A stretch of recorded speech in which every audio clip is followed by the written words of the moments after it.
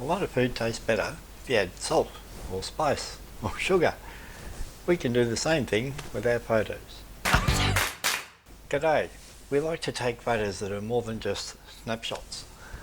There's a few tricks we can have up our sleeve, very easy to do, that can elevate your photos, get them above the level of boring, make people look at them with some new interest.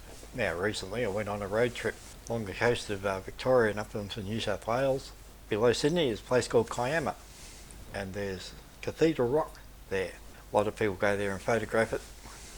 So with so many people photographing it, how do you do it so that maybe yours might be more interesting? Well, I worked the scene.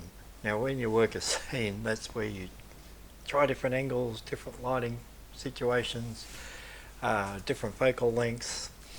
You might look at foreground and background, things like that. So you wander around the subject, whether it's a person or in this case a big rock, and you see what the possibilities are. So when I first got to the Cathedral Rock, I was on the side where most people don't photograph. It was to the left of me, and most photos you see of Cathedral Rock, the rock's on the right, so they're approaching it from the left. So first up, change the point of view, work the scene. I looked at it from the other side. I thought, how can I spice this one up? What's the bit of salt I can add to this photo? I thought, well, time exposure. For that sort of thing, you have to go prepared. You have to take a tripod for time exposures. Can't handhold 30 seconds or 2 minutes. So set up the tripod, frame up the composition, take the shot, and then I thought, that's not bad. What else can happen with this photo? Maybe if it was black and white, might add a bit of drama. So there you go. I then went around to the side that most people photograph. So the rock was on my right, I was approaching it from the left. And, well, what else can I do here?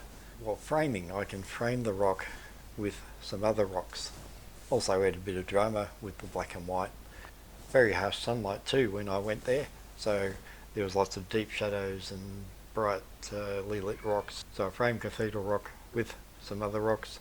Went to black and white, high contrast because the sunlight was very harsh, and square crop. That's what I got. I then worked the scene a bit more.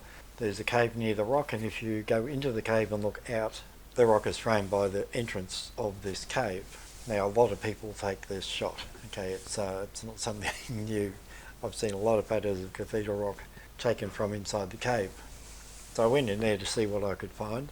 As I was in there ready to take the shot, some people, the tourists, wandered past, and I thought, well, there's a bit of added value. There's a bit of extra that might make the shot more interesting. Working the scene again, I thought I'd have a bit of a leading line. So there was a channel of water there, sort of pointed in the direction of the rock. Took a time exposure of it to smooth out the water, add a bit of interest. So you've got a leading line, you've got time exposure, soft water, and then the rock. And then I added the extra component in black and white. So you've got a few extra things there, all stacked on top of each other to add interest to the picture. Still working the scene, I went further around and sort of faced the rock head on. Now from the side it's quite imposing and big and everything, but once you get around head onto it, it's actually very skinny, narrow.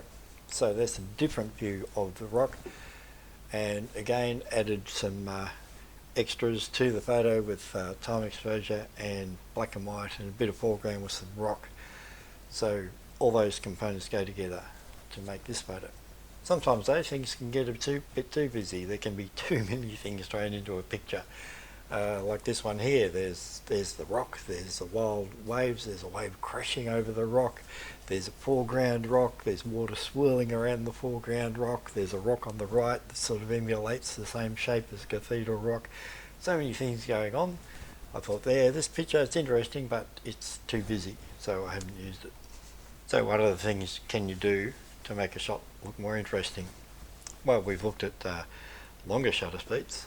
Now here's a fast shutter speed, bit of sporting action, somebody surfing, carving up a wave, water being cast up.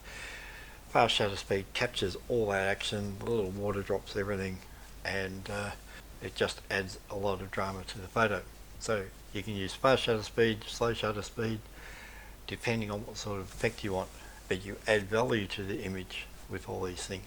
Sometimes you go out and you find something in the scene that you weren't expecting, and it really adds value. I went to take a simple sunset shot, and I got down to the location, and there's this old Ford Falcon Woody there, reflecting the sunshine, reflecting the colours of the sunset, and I thought, wow, what a gift!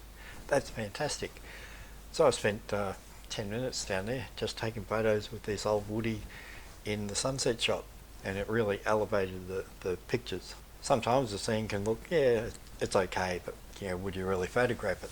Until you throw in an extra element. So I was walking along the beach, not a bad looking scene, but there was a lady there standing in the water. I didn't know her, but I said, oh, can I take your photo of you like that standing in the water? She was quite happy, not a problem. So that added value to the photo and lifted it up above just an ordinary snapshot. Now sometimes you might be with someone and you can get the person in the frame, and a person in the shot can often make the shot look more interesting. So sometimes if you're on your own, like I was here, you can ask people. Sometimes that can be hard depending on your personality or whatever. Like I have to force myself to do this sort of thing because I'm an introvert. I'd rather just ignore people. But if I want someone in the shot, I have to ask them. Here's the same scene, same beach, same rocks, same water, but instead of adding a person, I added time exposure of this scene using the ND filter, tripod. So those elements switched the photo up. Another thing you can add to a picture to make it look more interesting is what time of day or night do you take the photo. I wanted to photograph this rock. I got it at sunrise, nice shots, but I also got it at 4 a.m. in the morning. 20-second exposure, get some stars in the shot. The rock was totally dark, so I took a little torch and I shone it on the rock during the 20 seconds. And this is what you come up with. So a bit of planning ahead. Needed a tripod because it was going to be 20-second exposure. Needed a torch to light up the rock. Needed to get in position early in the morning. Get up out of bed. Now here's another shot. There's a couple of things I've sort of added to this snapshot type photo is high contrast, make the whites on the building stand out, but also a bit of wordplay. Service street, there's a church service, yeah, whatever. Some people might get it, some people might roll their eyes, but all those little things help change a photo.